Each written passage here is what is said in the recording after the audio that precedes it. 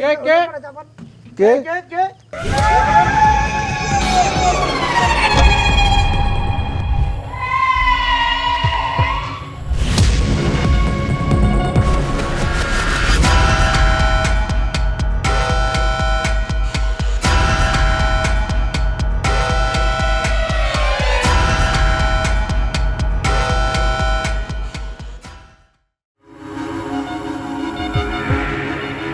মধ্যরাত, শহর যখন ঘুমে বিভোর, আমরা তখন এমন এক পথে যেখানে মৃত্যু আর রহস্য হাত ছানি দিয়ে ডাকে। গ্রাম বাংলার লোককথা আর মানুষের মুখে শোনা ভয়ের ঘটনাগুলো আজ আমাদের এখানে টেনে এনেছে। এটি গাজীপুরের একটি অভিশপ্ত গ্রাম। সহজ সরল মানুষগুলোর মনেও আছে এক অজানা ভয়। ওই বট গাছের তলায় মানে দিনের বেলা সচরাচর কোনো ফলাফান টলাফান যাইতো না।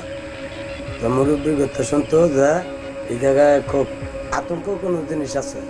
এই গাছ থেকে একটা গর্জন শব্দ আসতো, অনেকে আতঙ্কিত হইতো এই গাছের গর্জন শুনে।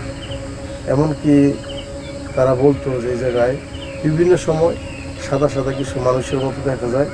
নদীর এপার থেকে ওই পার অনেক উঁচু মানুষের মতো দাঁড়ায় থাকতো।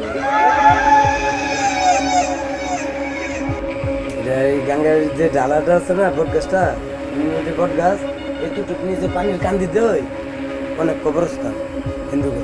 সন্ধ্যা মাগরিবের নামাজের একটু পর থেকে আবার আগে থেকেই ওই জায়গায় মানুষ কোলাহল মুক্ত একদম নীরব শুনশান অবস্থান ওই জায়গার মধ্যে। কথাগুলো শুনে আগ্রহ বাড়ে আমাদের। সেখানে যাওয়ার জন্য লঞ্চ ভাড়া করে তুরাগ নদীর বুক চিরে এগিয়ে গেলাম আমরা। গরমের দিন হলেও এখানের বাতাসটা অস্বাভাবিক ঠান্ডা। তুরাগ নদীর পানি আর বাতাস এখানে মিলেমিশে একাকার। লঞ্চ চলছে। গন্তব্যের যত কাছে যাচ্ছি ততই যেন চারপাশ নিস্তব্ধ হয়ে আসছে। ভয়ের সেই জায়গাটার কিছুটা কাছাকাছি আসতেই কিছু একটা চোখে পড়ল আমাদের। কে কে কে কে কে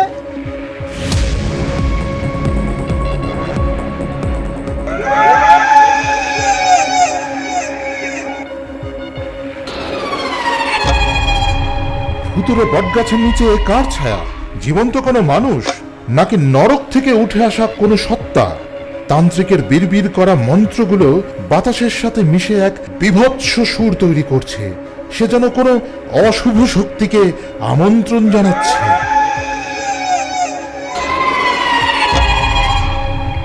কোন একটা মানুষের ব্ল্যাক ম্যাজিক করা হইতেছিল, যে যেহেতু দা আছে, আমার মনে হয় যে দা এই কে হে কে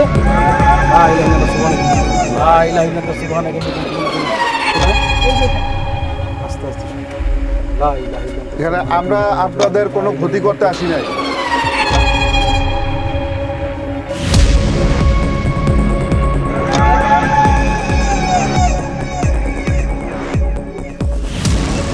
আমরা যেটা দেখলাম যে চলে গেল, উনি কিন্তু প্রস্তুতি সম্পূর্ণ করছে আমার মনে হয়, বা করতে পারেও না। না, এটা আমার যেটা মনে হয় যে উনি কেবল মানে প্রস্তুতি, মানে কি বলে এটাকে, এই যে উনি হয়তো মানে কেবল এই যে দেখেন মোমবাতিটাও কিন্তু খুব একটা পুড়ে নাই, ঠিক আছে? তার মানে হচ্ছে উনি বেশিক্ষণ যাবত এইখানে না, এটা কিন্তু আমরা বুঝতেছি, তাই না? উনি বেশিক্ষণ যাবত এইখানে আসেন নাই। তার মানে হচ্ছে যে উনি এইখানে একটা কিছু করার উদ্দেশ্যে আসছিল। এই যে দেখেন এই লাউটারে কিন্তু একটা মানুষের আকৃতি দেওয়া হয়েছে, এই লাউয়ের চোখ আছে, ঠিক আছে? তো এইখানে আবার কিন্তু একটা দাও আছে। তার মানে হচ্ছে এই উনি হচ্ছে তন্ত্রমন্ত্র কইরা তারপর হয়তো এই লাউয়ের উপরে এই দাও দিয়া কোনো আঘাত টাঘাত করতো। তার মানে হচ্ছে যেই মানুষটার উদ্দেশ্য করে ব্ল্যাক ম্যাজিক করা হয়েছে, ঠিক আছে, তার কোনো একটা ক্ষতি হইতো আর কি।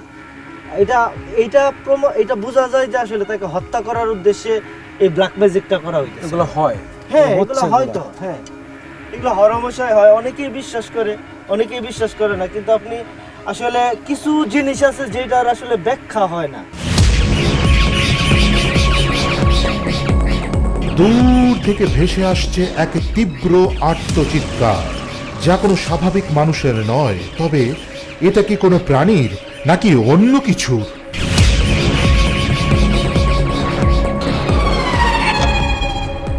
সেই চিৎকার যা আমাদের রক্ত হিম করে দিল। কোনো ব্যাখ্যা নেই, কোনো যুক্তি নেই। ঠিক তখনই আমাদের টিমের একজন সদস্য হঠাৎ ভয়ে মাটিতে পড়ে গেলেন। তার সারা শরীর বরফের মতো ঠান্ডা, আর সে প্রচণ্ডভাবে কাঁপছে।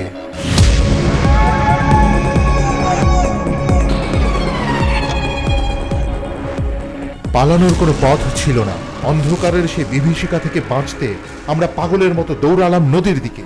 লঞ্চে ওঠার পর যখন ইঞ্জিন স্টার্ট হলো, তখন মনে হচ্ছিল সেই ছায়াগুলো পাড়ে দাঁড়িয়ে আমাদের দিকে তাকিয়ে আছে।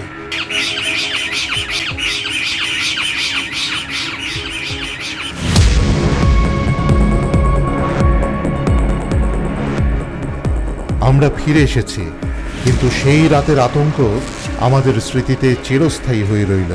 গাজীপুরের সেই তান্ত্রিক আর বটগাছের নিচে শোনা সেই চিৎকার সবই কি চোখের ভুল, নাকি প্রকৃতির আড়ালে লুকিয়ে থাকা কোনো অশুভ সত্য?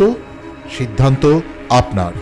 দর্শক, আপনারা যদি এমন রহস্যময় কোনো জায়গার খবর জানেন, তাহলে আমাদের জানান। যেখানে মানুষ ভয় পায়, সেখানেই আমরা পৌঁছে যাব সত্যের সন্ধানে।